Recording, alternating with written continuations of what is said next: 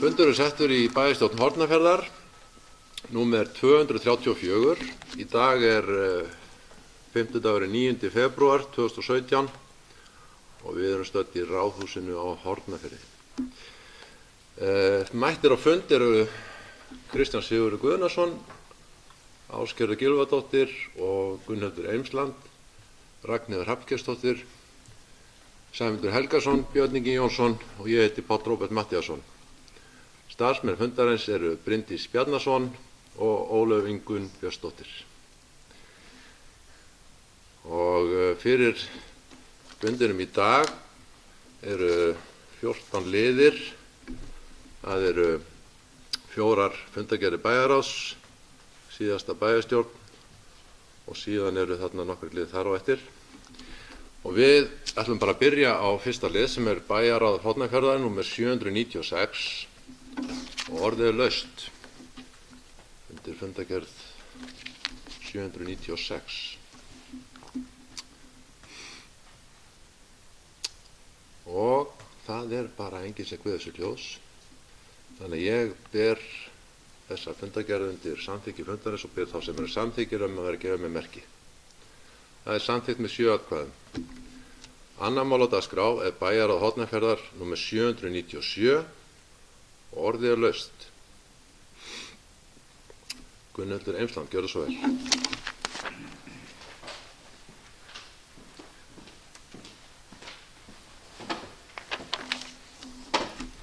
Forseti, ágætu bæjarfulltrúar. Það er undir lið 3, fræðslu- og tómstundanefnd. En þar er bókun, hún mig langar að þar er yfirskrift ráðstefnu ungt fólk á landsbyggðinni sem haldið var í Nýheimum. Mig langar að þakka þeim sem stóðu að þessum degi kærlega fyrir. Þarna voru mjög margir áhugaverðir fyrirlesarar og meðal annars voru þarna 2 hotfisk ungmenni sem lýstu þeirri upplifun að vera ungmenni hér á Höfn. Og hvað jafningjafræðslan hefði opnað augu þeirra fyrir því að hvað Hornafjörður gæti gert fyrir þau eða öllu heldur hvað þau gæti gert fyrir Hornafjörð. Kom meðal annars fram hjá öðrum fyrirlesaranum að þetta væri staðurinn sem hann vildi búa í framtíðinni þrátt fyrir að þurfa að fara annað til að afla sér menntunar. Það sem ég finnst standa upp úr þessari ráðstefnu er það sem unga fólki okkar lagði áherslu á og það er að fá að taka þátt í samfélaginu og litu þau í þeim efnum til sjálfboðaliðastarfs ýmiss konar með virkri þátttöku. Þarna kom setning sem ég held við sem eldri erum ættum að hlusta á og nýta okkur því það er mjög margt sem hægt er að hrinda í framkvæmd þegar mannauðurinn er til staðar.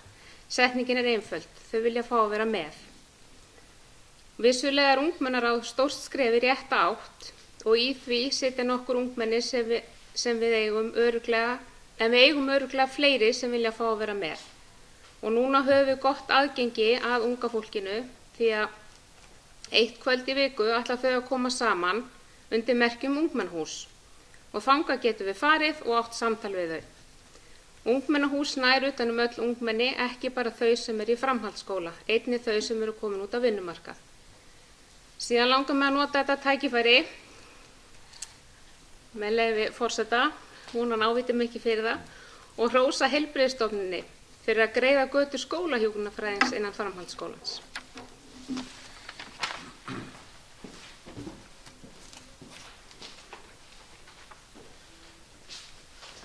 Takk fyrir þetta, Gunnhildur. Ég skal ekki skamma þig fyrir þetta. Orðið er laust. Sæmundur, gjörðu svo vel.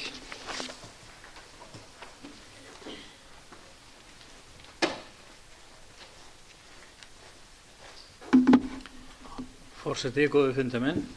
Já, mig langar til þess að tala sama mál og Gunnhildur talaði það er sem sagt það er 3. liður fræðslu- og tómstundanefndar og þar var fundur velferðarteymis þar sem hann fjallaði þess að það væri mælt með styrk úr forvarnasjóði vegna þessar ráðstefnu sem var svo haldin og sem bara þess að yfirskrift hvað á ég að gera hér. Og þessi ráðstefna var svo haldin og þar fór fram umræða samfélagsþátttöku, jafnréttismál, lýðræðisvitund, valdefli ungmenna og fyrirlestararnir voru bæði ungmenni og sérfræðingar í stöðu ungt fólk sem miðluðu reynslu sinni og sögðu frá niðurstöðum rannsókna.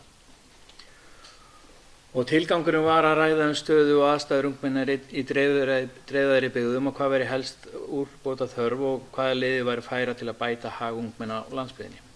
Og við vorum nokkur sem Gunnhildur satt allan tíman ráðstefnuna, en við vorum nokkur sem sátum þarna ráðstefnuna og eruð margsvísari og erindi voru bæði fróðleg og umræðurnar, eins og Gunnhildur benti á, áhugaverðar.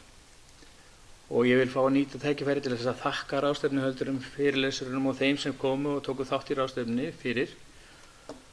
Umræðan verður svo að halda áfram og mín skoðun svo að hér höfum við ótal marga flotta sprota í okkar samfélagi sem byggjandi á í þessum málum. Og eins og Gunnhildur benti á, ungmennaráð, og ég vil benda það gegnir lykilhlutverki að mínu mati. Ungmennaráð hefur verið nokkuð virkt og flestar fastanefndir fá nú fulltrúa ungmennaráðs inn á fundi sína og þar hafa ungmenni allt frá 14 ára til 20 eða rúmlega 20, bæði málfrelsi og tillögurétt. Og Gunnhildur benti á það að nú hyggst ungmennaráð standa fyrir hittingi einu sinni í viku í nokkurs konar ungmennahúsi í Þrykkjunni og það vel. Og ég vil fá með leyfi fundarstjóra og með leyfi forseta að bæta hérna við örlitlu. Það farinast að vinna við að stofna ungmennaráð Suðurlands og stofnfundur þess ráðs fyrirhugað með vorinu. En hlutverk ungmennaráð Suðurlands að vekja athygli á málefnum ungs fólks á Suðurlandi og gæta hagsmuna þeirra, að sýna frumkvæði og virka þátttöku sem íbúar á Suðurlandi öðlast þannig sterka rödd í samfélaginu að ákvörðun sé snerta líf ungmenna.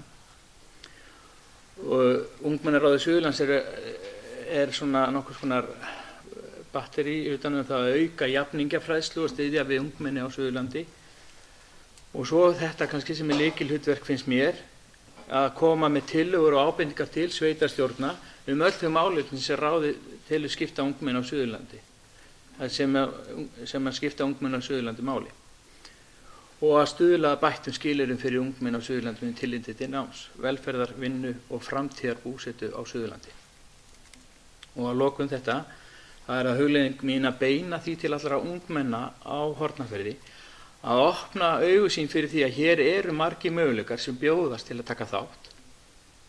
Verið virk og nýtið ykkur tækifærin, og svo vil ég beina að lokum orðum mínu til okkar sem eru fullorðin. Við skulum hlusta og taka röddum og skoðunum unga fólksins opnum örmum.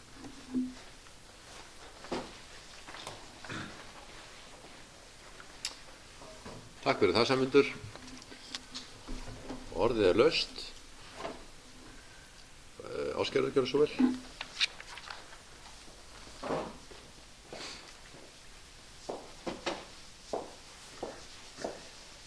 Forseti, bæjarfulltrúar. Það liður 6 í þessari fundargerð sem ég langar aðeins til þess að koma inn á. Það óskum áframhaldandi leigu- og hrollaugstöðu. Þetta mál hefur verið í umræðu hjá bæjarráði og verið að skoða svona framtíðar hlutverk hrollaugstaða. Þarna húsið hefur verið leigt út og verið rekin gisting þarna síðustu árin og sem bara verið gott og það mikil þörf fyrir gistingu í sveitarfélaginu og bara fínt að geta nýtt húsið í þetta.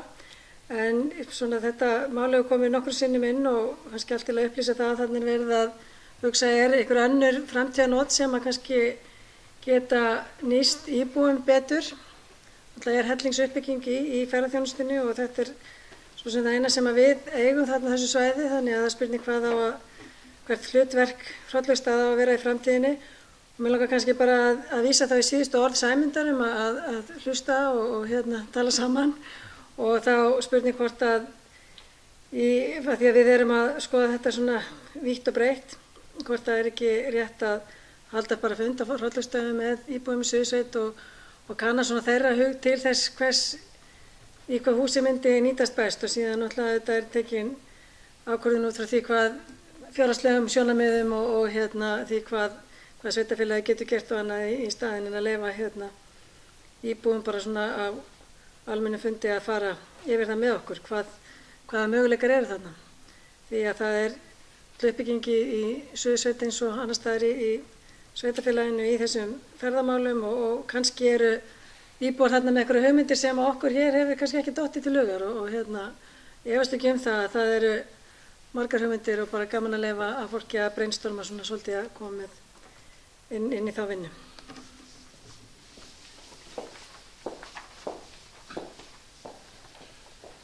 Takk fyrir þetta, Ásgerður. Og orðið er ennþá laust undir fundargerð bæjarráðs númer 797. Og það er enginn sem kveður sér ljós, þannig ég legg þessa fundargerð undir samþykki fundarins og bið þá sem eru samþykkir henni að gefa með merki. Það er samþykkt með 7 atkvæðum. Þriðja mál á dagskrá er bæjarráð Hornafjarðar númer 798. Orðið er laust.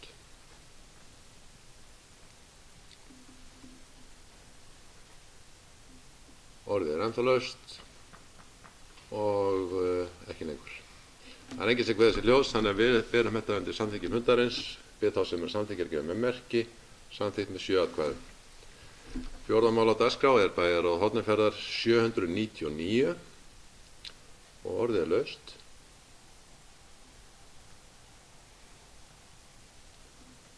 Og það er enginn sem kveður sér ljós. Jæja, jú, Ásgerður, gjörðu svo vel.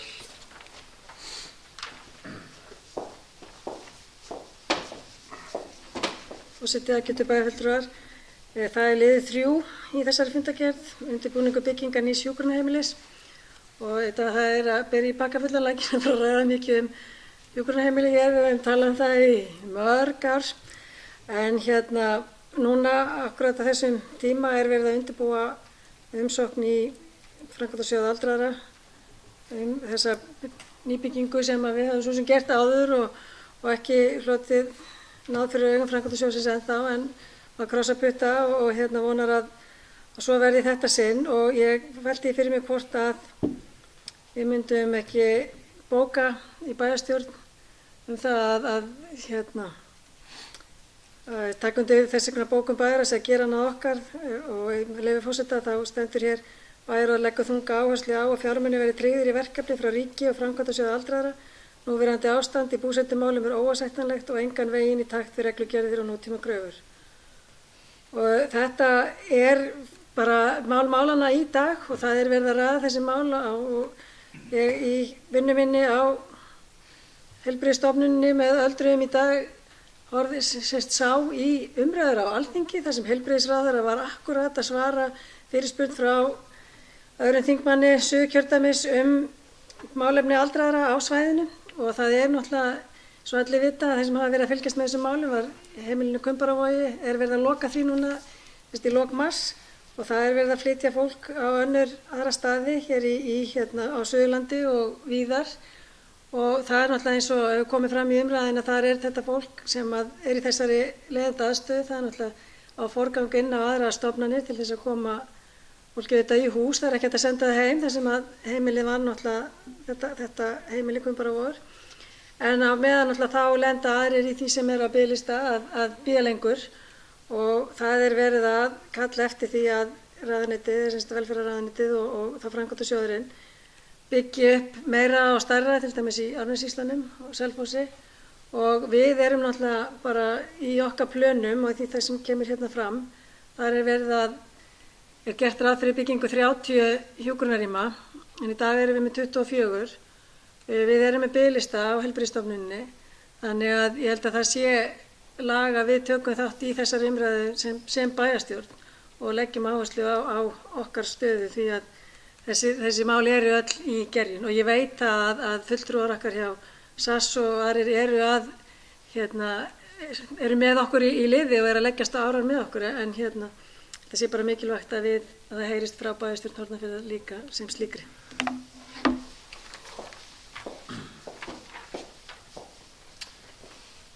Já, takk fyrir þetta, Ásgerður. Og orðið er ennþá laust undir bæjarráð 799.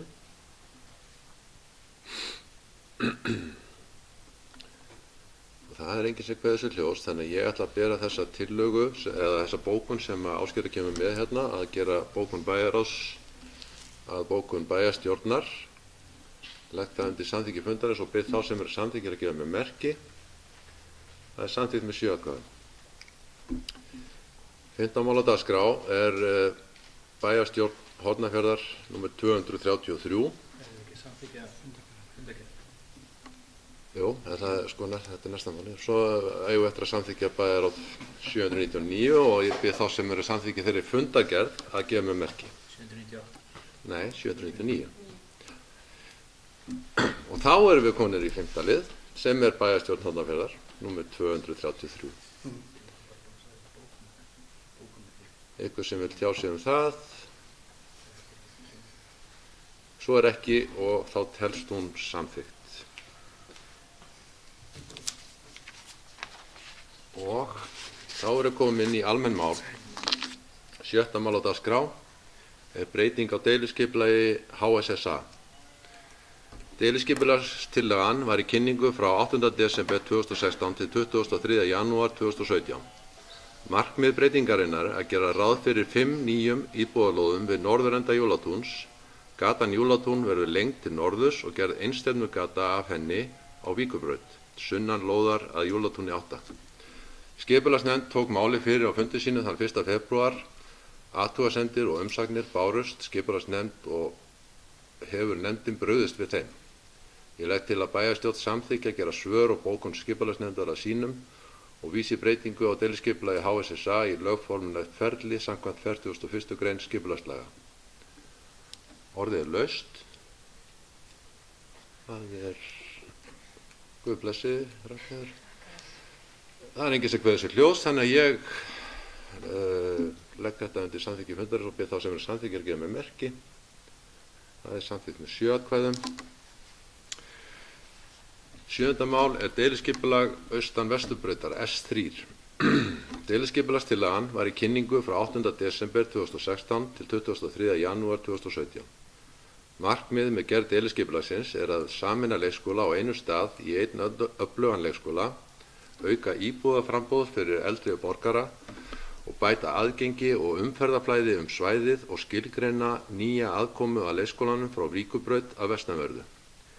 Nýta svæðið betur og efla þá starfsemi sem fyrir er á svæðinu. Skipulagsnefnd tók máli fyrir á fundi sínu þann 1. febrúar. Athugasemdir og umsagnir bárust skipulagsnefnd og hefur nefndin brugðist við þeim. Ég legg til að bæjarstjórn samþykki að gera svör og bókun skipulagsnefndar að sínum og vísi deiliskipulagstillögunni í lögformlegt ferli samkvæmt 41. grein skipulagslaga. Orðið er laust. Ásgeir að gera svo vel.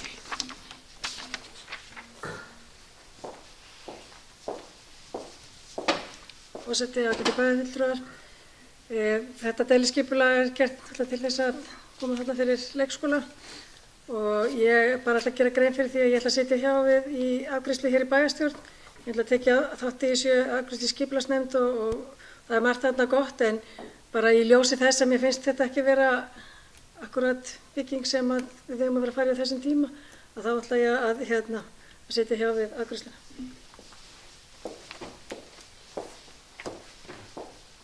Takk fyrir það, Ásgerður. Orðið er laust.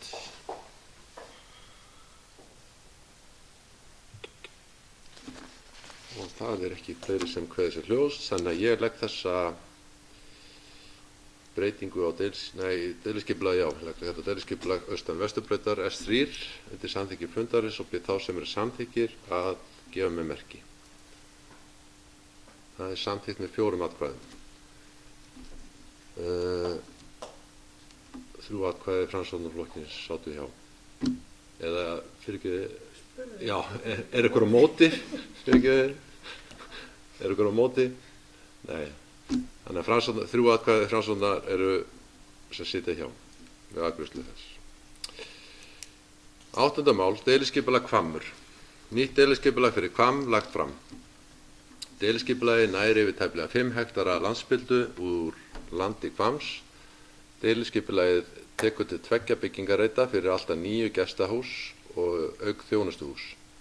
Í aðalskipulagsbreytingu sveitarfélagsins Hornafjarðar 2012-2030 sem er í ferli er svæðið skilgreint sem verslunar- og þjónustusvæði. Ég legg til að bæjarstjórn samþykki að auglýsa deiliskipulagstillöguna samkvæmt 40. og 41. grein skipulagslaga númer 123 frá 2010. Orðið er laust. Og það er enginn sem kveður sér hljóðs, þannig að ég Við þá sem eru samþykkir þessu að gefa með merki. Það er samþykkt með 7 atkvæðum. Og þá erum við komin í 9. mál sem er stuðningur við foreldra barna sem komast ekki inn á leikskóla. Reglur foreldragreiðslur eru settar fram vegna skorts á úrræði fyrir dagvist barna. Hámarksupphæð foreldragreiðslna vegna 8 klukkustunda gæslu eru krónur 36.800 á mánuði fyrir hvert barn. Greiðslur miðast við áður samþykktar niðurgreiðslur til dagforeldra, enda er þeim ætlað að brúa það tímabil sem ekki fæst vistun fyrir barn hjá dagforeldri með starfsleyfi eða í leikskóla. Ég legg til að bæjarstjórn samþykki fyrirliggjandi reglur stuðning við foreldra barna sem ekki komast inn á leikskóla. Orðið er laust og það er enginn sem kveður sér ljós, þannig ég bið þá sem eru samþykkir þessum reglum að gefa með merki. Það er samþykkt með 7 atkvæðum. Og við erum þá komin í 10. mál sem er ósk skiptingu landspildu úr landi Reyðarár, Stóramýri.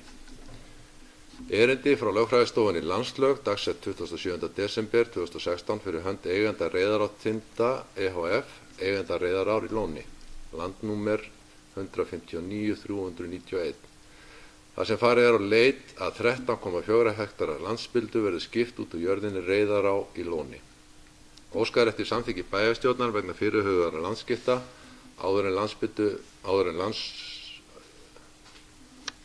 áður greindra landspildu verði skipt úr jörðinni Reyðarár í Lóni.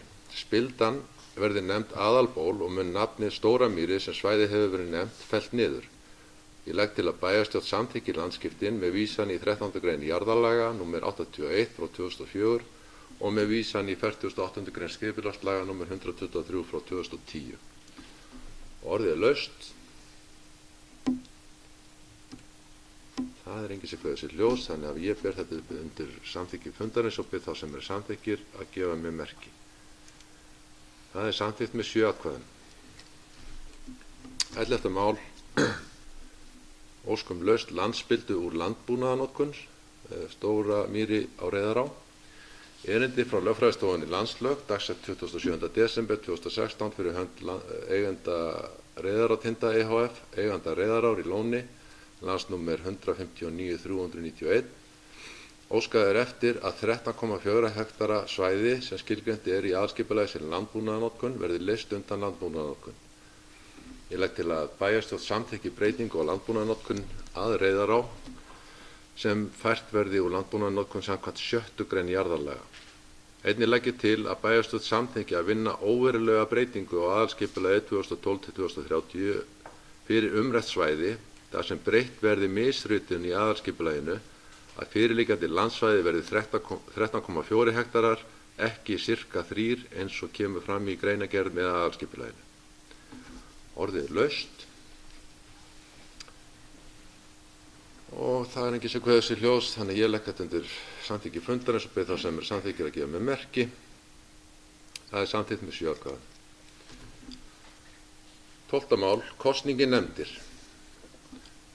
Lagt er til að Hlíf Gylfadóttir verði aðalmaður fyrir E-lista og Otto Marvin Gunnarsson verði varamaður í atvinnumálanefnd.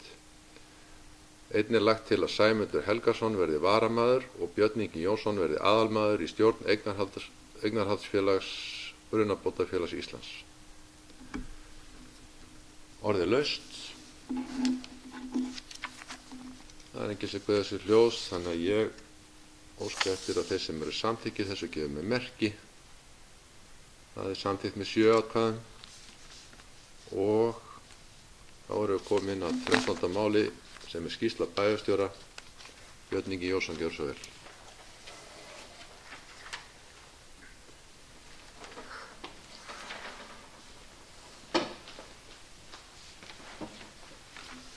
Forseti, góðir bæjarfulltrúar. Það verður að segjast eins og er að þetta er nú frekar rólegur mánuður svona til að fjalla í skýrslu bæjarstjóra og er þá aðalega að tala það að hér hef ég ekki talað þau mál sem tengjast persónum og einstaklingum, heldur svona almennt mál sem eru hagsmunamál samfélagsins en þó er hérna nokkuð. Það fót umtalsverður tími í það að vinna og svara kærum sem sveitarfélagið fékk á sig við útgáfu framkvæmdaleyfis við Hringvegur Hornafjörð. En það er búið að svara þessum 3 kærum efnislega og skila inn til úrskurðarnefndar umhverfis- og auðlindamála og nú er beðið eftir úrskurði frá þeim og ég veit að Vegagerðin er að klára eða rétt við það að klára að skila inn sínum athugasemdum. Þannig að ég vænti þess að niðurstaða, ef við eigum von á því að niðurstaða komi einhver tíman í þessu með byrjun næsta mánaðar út frá þessum kærum. Og sjálfsögur reiknum við með því að þetta sé bara í lagi, okkar vinna sé í lagi og þetta var mikil vinna eins og þið vitið flest lögð í það undirbúa þessa ákvörðunartöku. Ég átti samtal við nokkra aðila í ferðaþjónustu, afþreyingarferðaþjónustu í mánuðinum, þar sem við vorum að ræða þróun og framtíð og uppbyggingu greinarinnar, en það er nokkuð ljóst á þessum samtölum að það eru miklir möguleikar á þessu sviði og að mörg að hyggja. Og náttúrulega þar tengist náttúrulega inn í gæðakerfi vakans og annað þess áttar og einnig í raun og veru samspil í raun og veru þessarar atvinnugreinar og vatnajökulsþjóðgarðs og þá sérstaklega það sem okkur var tíðrætt var í raun og veru þessi leyfismál eða leyfisveitingar sem gert er ráð fyrir að vatnajökulsþjóðgarður sé með fyrir atvinnustarfsemi sem stundu verður innan þjóðgarðsins í framtíðinni. En það er verið að vinna sem sagt að reglum og útfærslu á því með hvað hætti þjóðgarðurinn kemur til með að veita þessi leyfi. Svæðisráð vatnajökulsþjóðgarðs fundaði í mánuðinum þar sem var farið yfir rekstraráætlun fyrir suðursvæði vatnajökulsþjóðgarðs. En eins og flesti vita þá er suðursvæði vatnajökulsþjóðgarðs Austur-Skaftafellssýsla og það verður því miður að segja að það er talsvert áhyggjuefni að það er gert ráð fyrir niðurskurði í rekstri þjóðgarðsins þetta árið þrátt fyrir mjög mikla fjölgun ferðamanna til landsins eða það er gert ráð fyrir alltaf 30 milljón krónur niðurskurði í rekstri þjóðgarðsins á þessu ári frá því árinu fyrra og til viðbótar er gerð krafa tölverða aukningu í sértekjum. Það er í raun og veru tekjur sem þjóðgarðurinn aflar sér með leigu og tjaldstæði og öðru þess háttar. Þannig að það er enn verið að þrengja að þjóðgarðinum þrátt fyrir þessa gífurlegu aukningu ferðamanna og gerir þar af leiðandi náttúrulega erfiðara fyrir að vernda og sjá að landsvæðin sem þessi ferðamenn sækja séu í ásættanlegu ástandi. En eins og allir vita þá keypti ríkið líka jörðina Fell og það er búið að afhenda eða það er búið að senda bréf inn til þjóðgarðsins þar sem honum er falið að sjá utanumhald og rekstur og daglega umsjón með jörðinni Fell. Þannig að til viðbótar við það að sé skorið niður fjármagn til svæðisins þá er í raun og veru verið að bæta við verkefnum og eins og við vitum flest þá er jörðin Fell ekkert smá smíði og á síðasta ári komið þar yfir eða samkvæmt nýjustu tölum sem ég hef fengið þá komið þar 670.000 ferðamenn. Þannig að þetta er ennþá á leiðin upp og gífurlega aðkallandi að þarna verið hafist handa við framkvæmdir sem allra fyrst. En það er erfitt að sjá hvernig menn ætla að gera það á sama tíma menn skera niður til rekstursins. Svo er sveitarfélagið sótti og ég nefndi það í síðasta ræðu minni við sótti styrk í Ísland ljóstengt 2017 og niðurstaðan úr því að við fengum styrk til þess að fara í ljósleiðaravæðingu í Nesjum og hluta til á Mýrónum eða sem sagt við fengum hluta af þeirri styrkupphæð sem við sóttum fyrir á Mýrónum og á síðasta fundi bæjarráðs var ákveðið að fara í það að kanna áhuga og reyna að finna fara í það að ljósleiðaravæða bæði í Nesjum og á Mýrum og þessu tengdu hef ég boðað til íbúafundar með íbúum á þessu svæði núna á laugardaginn til þess að mynda fara yfir stöðuna og reyna að fá fram vilja og í raun og veru vilja yfirlýsingu þessara fólks það að ætla að taka þátt í verkefninu. En þáttaka íbúanna á svæðinu er náttúrulega alveg grundvallaratriði til þess að þetta geti gengið upp því að styrkurinn sem við fáum er bundinn við fjölda notenda eða fjölda tengdra aðila. Þannig að ef þeim fækkar þá minnkar styrkurinn en kostnaðurinn kannski breytist ekki svo mikið ef við ætlum að samtana og tengja alla. En það þarf ekki að fara mörgum orðum yfir það að þetta er gífurleg búbót fyrir gagnvart háhræðnissambandi fyrir fólk sem býr í hinum dreifðu byggðum í sveitarfélaginu. Og ef okkur tekst að kljúfa þetta núna á þessu ári að þá er eina svæði sem eftir innan sveitarfélagsins Hornafjarðar er þá Lónið og verður þá bara hafmest við því á næsta ári, í næstu úthlutunarferð að reyna að fá styrk til þess að fara í lónið.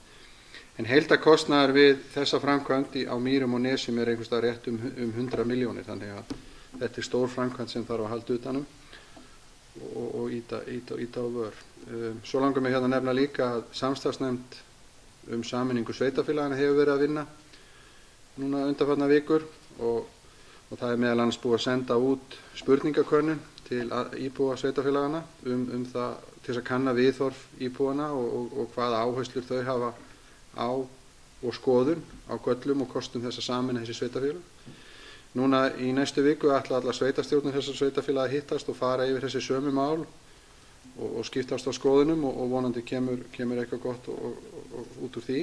Og svo er stefnt á íbúafund í hverju sveitarfélagi fyrir sig til þess að fara yfir þessi mál annaðhvort seinna í þessum mánuði eða byrjun þess næsta.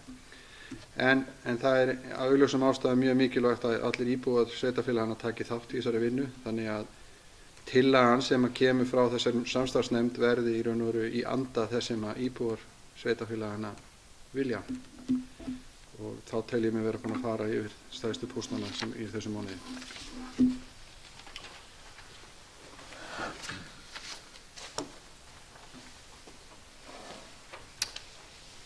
Já, takk fyrir þetta, Björn, og þá erum við komin að síðasta leið á þessu fundi sem eru fyrirspurnir til bæjarstjórnar.